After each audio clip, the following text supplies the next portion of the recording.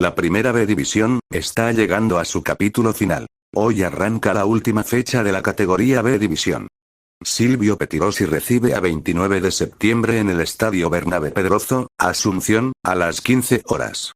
El Aviador se encuentra en la novena posición con 39 puntos. Mientras que el 29 de septiembre está ubicado en el 13ª posición con 34 puntos. Hoy por Copa Paraguay. Se enfrentan Atlético Tembetari versus Sportivo Ameliano.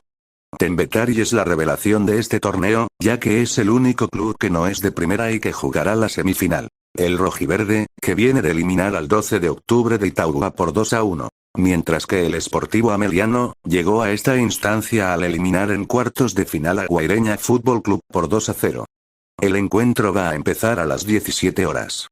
En el Estadio Defensores del Chaco.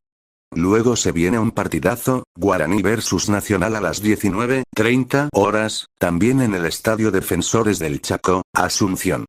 El Aborigen eliminó a Libertad en un partido muy cerrado que terminó 0-0 en los 90 minutos.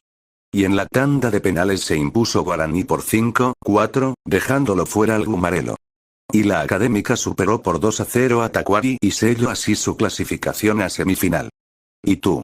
¿Quién crees que llegará a la final? Y bueno, esto es todo por el momento. Yo me despido sin antes avisarle que les dejo mi Facebook y mi Instagram en la descripción, para las personas que deseen seguirme. Si les gustó el video, suscríbanse y pulgar arriba. Saludos.